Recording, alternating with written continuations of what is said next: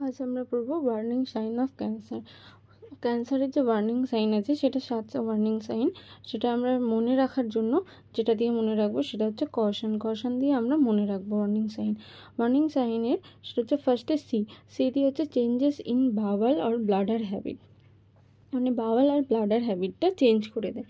Bowel আর bladder হ্যাবিটটা change করে বলতে change আসে বাওয়ালের কালার, কনসিস্টেন্সি, সাইজ, শেপ, যেমন ডায়রিয়া হতে পারে বা কনস্টিপেশন হতে পারে, এমনকি ব্লাডও প্রেজেন্ট থাকতে পারে ইউরিনে বা স্টুলে।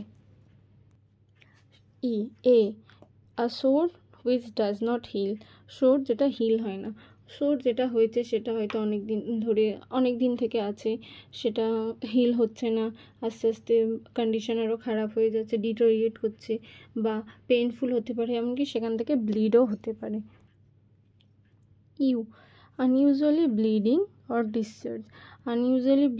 ডিসচার্জ মিন্স ব্লাড আসতে পারে ইউরিন অর স্টুল থেকে, এছাড়াও আদার্স বডি পার্ট থেকেও ডিসচার্জ বের হতে পারে বা ব্লাড আসতে পারে, example nipples or penis etcetera.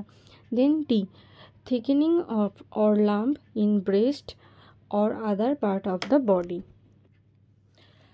Lump ব্রেস্টে লাম্প খুঁজে পেতে পারে, ব্রেস্ট সেলফ এক্সামিনেশন বা স্ক্রটামে লাম্প খুঁজে পেতে পারে স্ক্রটাম সেলফ এক্সামিনেশনের মাধ্যমে, এছাড়াও other part of the body থেকেও পাওয়া যেতে পারে লাম্প।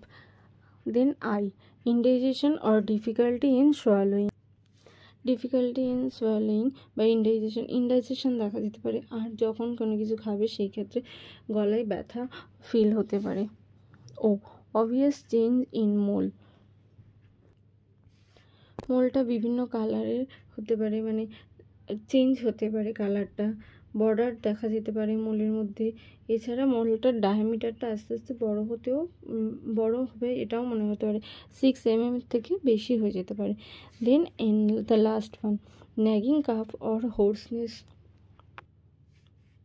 চেঞ্জ ইন ভয়েসটা আস্তে আস্তে চেঞ্জ হয়ে যাবে, ন্যাগিং, আর অনেক দিন ধরে কাফটাও থাকবে, কাশিটা অনেক দিন থেকে হবে যেটা সহজে যাবে না, এবং কাশির সঙ্গে আস্তে আস্তে স্পুটামের সঙ্গে ব্লাডও আসতে পারে।